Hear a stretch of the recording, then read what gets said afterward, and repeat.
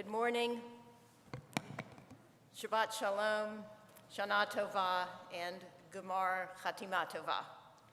I think that about covers it. I'd like to tell you a story. Perhaps some of you have heard it, others, I hope, have not. It bears retelling. In the days when an ice cream sundae cost much less, a 10-year-old boy entered a coffee shop and sat at a table. A waitress put a glass of water in front of him. "How much is an ice cream sundae?" he asked. 50 cents, replied the waitress. The little boy pulled his hand out of his pocket and studied the coins in it. "Well, how much is a plain bowl of ice cream?" he inquired. By now, a number of people were waiting to order, and the waitress was growing impatient.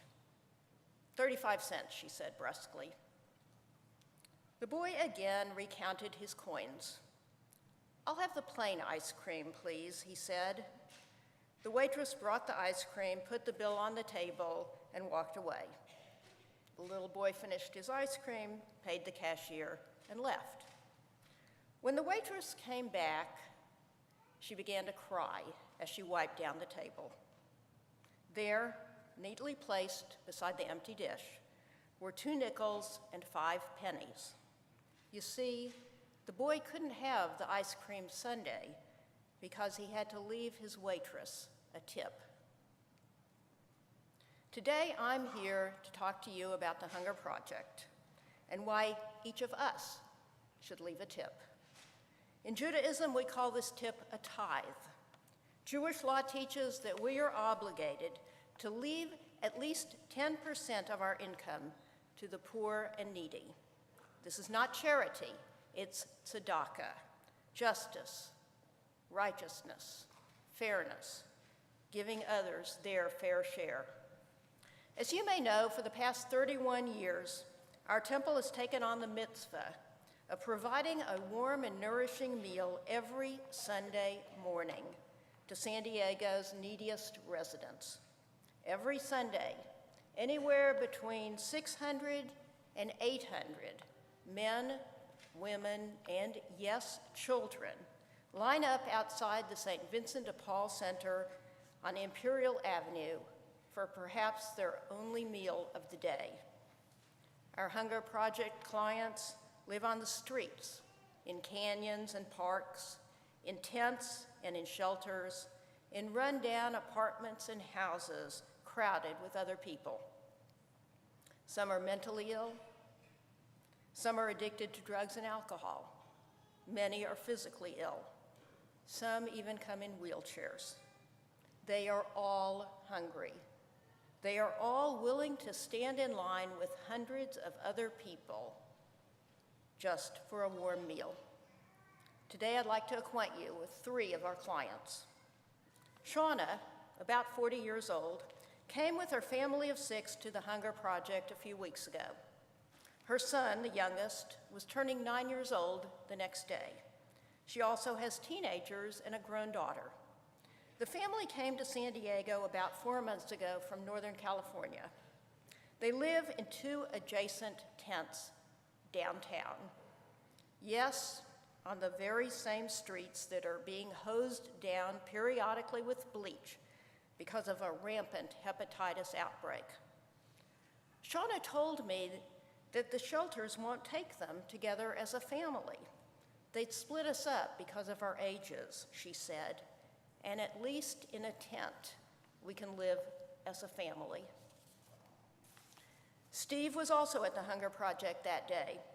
Steve lives in sober living with 30 other men, and he takes the bus every Sunday to our Hunger Project. "I come for this," he said, pointing with his fork at the biscuits and gravy. Steve's dog, Pup-Up, was in a beat-up baby carriage. "His back legs are no good," Steve told me. "He can't walk." Steve and Pup-Up are inseparable and have been so since they lived on the streets together. Many of our clients come with their dogs. Herman, too. His dog, Gizmo, saved his life when Herman had a seizure on the street and fell to the pavement. Tiny Gizmo alerted police that Herman wasn't drunk but sick by pulling on Herman's diabetes ID tag. In addition to providing a warm meal for our clients, we also try to have dog food available for their steadfast companions. Finally, there's Annie. Annie lives in a shelter and takes her Sunday meal at our Hunger Project. I would guess Annie to be about 60, but she could be younger. Annie's had a hard life. She quit drinking 2.5 years ago. While she was in sobriety, Annie's schizophrenic son tried to kill himself. That was especially hard, she acknowledged, but somehow Annie managed to remain sober. 1.5 years ago, Annie entered the shelter and participated in classes and programs. She learned that she'd used alcohol to self-medicate against depression.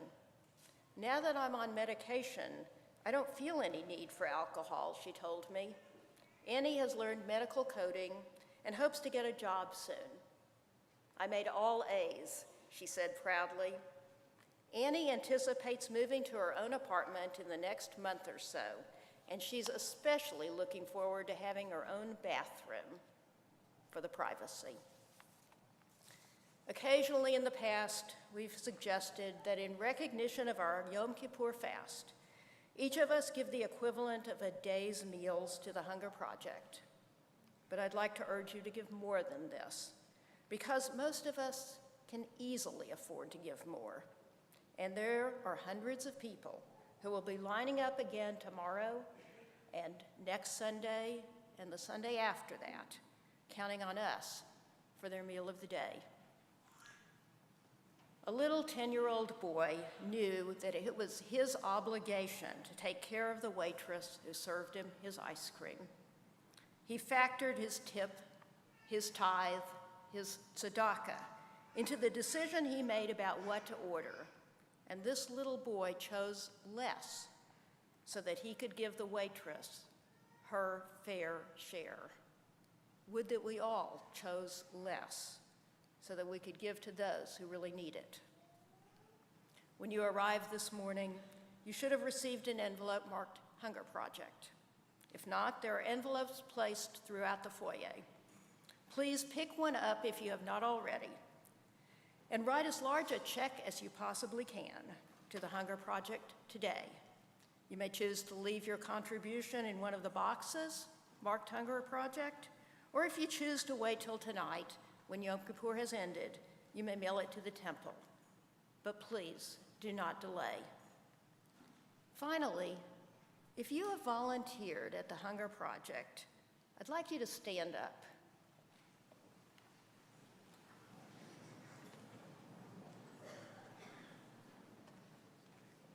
Thank you for standing up for others.